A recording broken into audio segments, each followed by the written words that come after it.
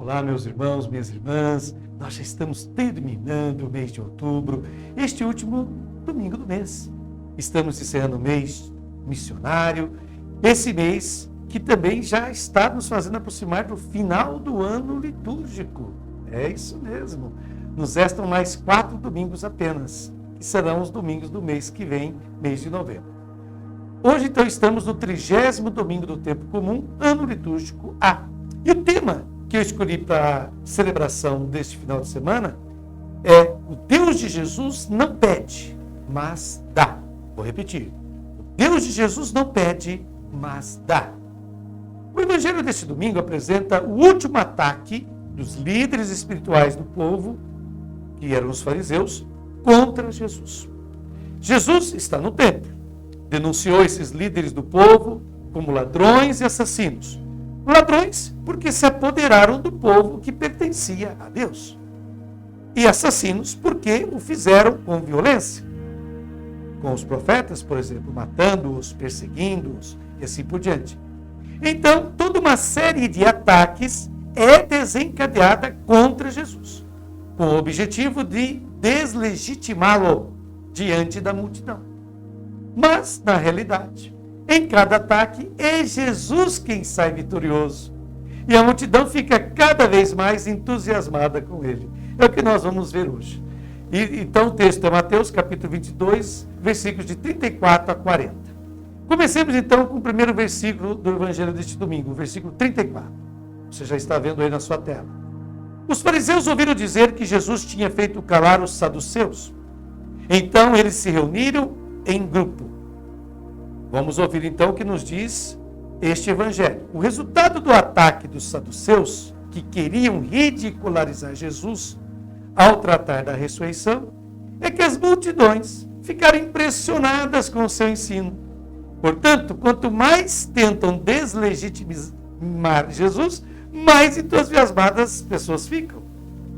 E aqui diz que eles se reuniram. Aqui o evangelista cita o Salmo 2, versículo 2, onde lemos que os reis da terra se reuniram contra o Senhor e seu Messias. Os reis da terra querem manter o domínio sobre os povos e estão contra o Senhor, que em vez disso quer libertá-los. Então aqui o Salmo 2, versículo 2 serve de inspiração a Mateus. Prossigamos, o versículo seguinte, 35, nos diz: e um deles perguntou a Jesus para experimentá-lo. Desta vez os fariseus, vendo como tinham se dado mal quando apresentaram a Jesus a questão do imposto de César, chegam com mais força.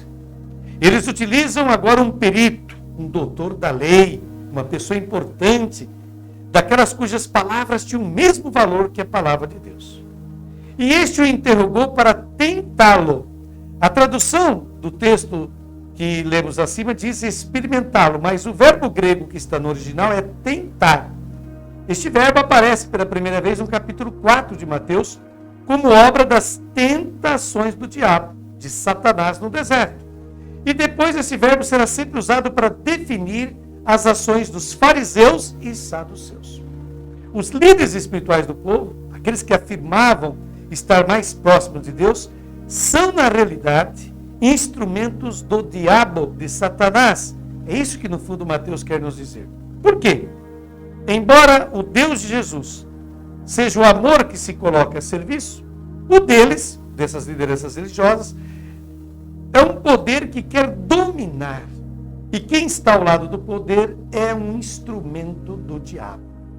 Isso mesmo. Prosseguimos agora lendo o versículo 36, sempre do capítulo 22 de Mateus. Mestre, qual é o maior mandamento da lei? Bem, a tentação proposta a Jesus é justamente esta. E veja que começa falando mestre. Pela terceira vez se dirigem a Jesus com este título. Sempre ele está presente na boca dos seus inimigos, ou de pessoas que lhe são hostis. Fiquemos atentos, pois a pergunta não tem como objetivo aprender. Esse doutor da lei não quer aprender, mas quer sim condenar Jesus. Eles sabem qual é o grande mandamento. Não precisavam perguntar. O mais importante mandamento para os judeus naquela época era a observância do descanso no sábado, porque é o único mandamento que Deus também observa. Deus e os anjos não realizam nenhuma atividade no céu aos sábados, diz a tradição religiosa judaica. A observância deste único mandamento correspondia à observância de toda a lei, e a transgressão deste único mandamento equivalia à transgressão de toda a lei, e por isso estava prevista a pena de morte.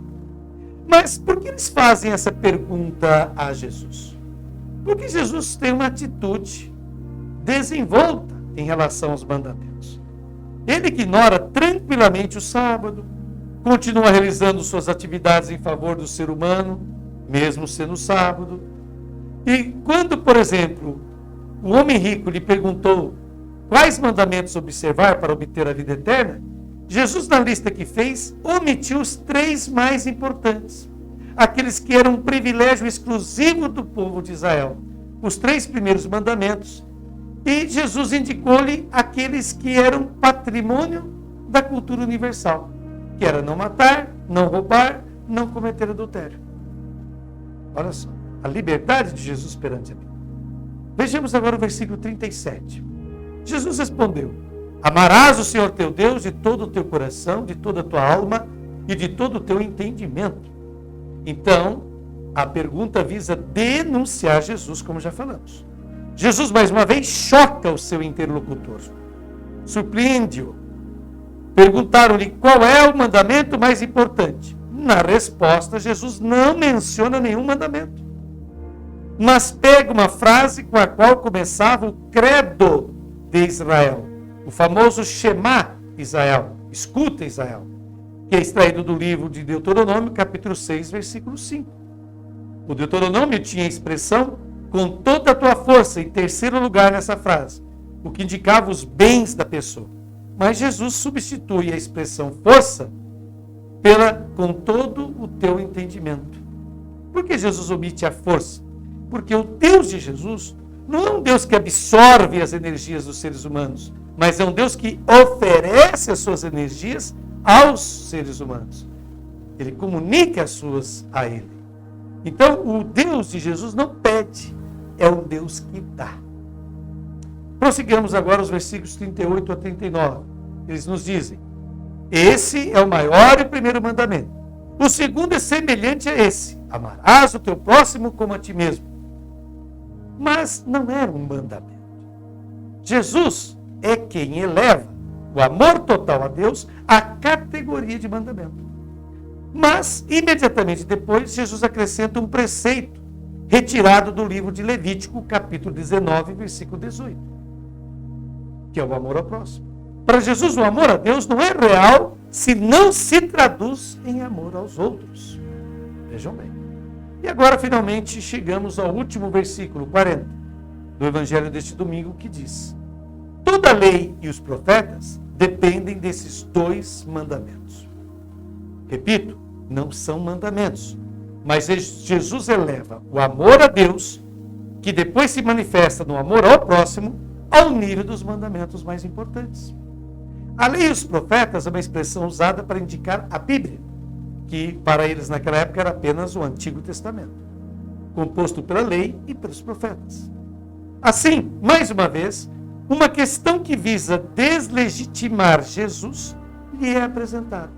Porém, Jesus sai vitorioso, proclamando uma nova realidade com Deus, não mais baseada na observância dos mandamentos, mas na acolhida e prática do seu amor. Pois bem, essa foi a reflexão que nos ofereceu Frei Alberto Matti, esse biblista italiano que é o nosso parceiro nessas meditações do Evangelho Dominical. Agora eu começo a minha participação com a minha reflexão. E eu vou citar agora uma frase, uma frase de Santo Agostinho, uma frase muito famosa, que diz o seguinte, e que resume bem o Evangelho de hoje: ama e fazes o que quiseres. Repito, ama e fazes o que quiseres, dizia Santo Agostinho, que viveu no século IV e V da era cristã. Ora, até umas décadas atrás, era comum observarmos presbíteros, que são os padres, bispos, papas e cristãos em geral, distinguindo entre pecados mortais e pecados veniais. Sendo que os primeiros seriam mais perigosos, pois, como o próprio nome dizia, poderiam conduzir a pessoa à morte eterna. Os veniais eram pecados do cotidiano, mais comuns e praticados por quase todas as pessoas. Pois bem, no judaísmo da época de Jesus, havia uma acirrada discussão acerca dos denominados mandamentos maiores e mandamentos menores diante da lei.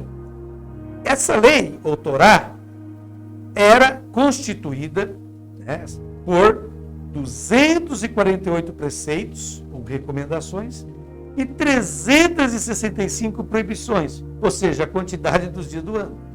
No total, os judeus descobriram na Torá, no Antigo Testamento, cerca de 613 normas, 613 normas a serem observadas por todos que desejassem ser um bom filho ou filha de Deus.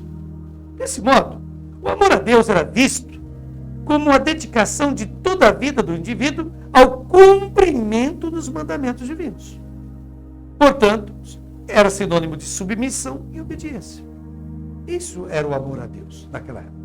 Jesus realiza uma reviravolta, uma revolução na tradição religiosa de Israel, pois ele afirma que o mandamento do amor ao próximo é de igual valor ao mandamento do amor a Deus. O adjetivo grego homoios significa exatamente isso, do mesmo valor, da mesma natureza, similar, que é o adjetivo que está lá em Mateus 22, versículo 39. Quando Jesus diz que o segundo é semelhante, é da mesma natureza que o primeiro. Desse modo, como destaca o teólogo espanhol José Maria Castillo, abre aspas, Jesus une o divino com o humano e torna inseparável um do outro. De forma que é uma ilusão e um engano pensar que uma pessoa esteja em uma boa relação com Deus, caso se relacione mal com alguém, não importa quem seja. Fecha aspas.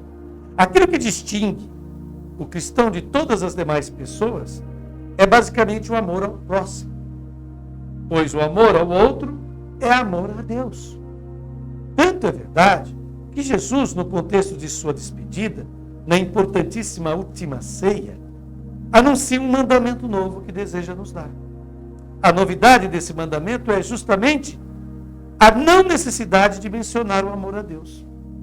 Diz Jesus, eu vos dou um mandamento novo, que vos ameis uns aos outros, como está lá em João capítulo 13, versículo 34, primeira parte. Porém, Jesus acrescenta algo fundamental, que qualifica e diferencia o nosso modo de amar. Diz Jesus, abre aspas, como eu vos amei, assim também vós deveis amar-vos uns aos outros. Está em João capítulo 13, 34, segunda parte. Não estaria aqui, meus queridos irmãos e irmãs, não estaria aqui a melhor receita contra toda uma verdadeira epidemia de depressão, falta de sentido para viver, pessimismo, sentimento de vazio interior e outros males espirituais que nos atormentam sobremaneira nos tempos atuais? Pensemos, meditemos. E agora, eu convido vocês a esta oração que conclui a nossa meditação do Santo Evangelho.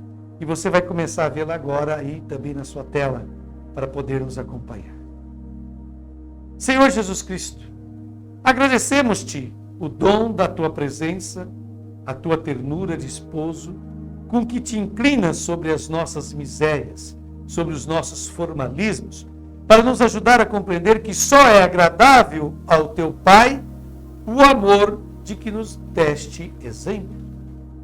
Louvado sejas, ó Senhor, porque aqueles que confiam em ti experimentam a segurança da tua graça e a insegurança que nos torna humildes, nunca o suficiente para nós mesmos.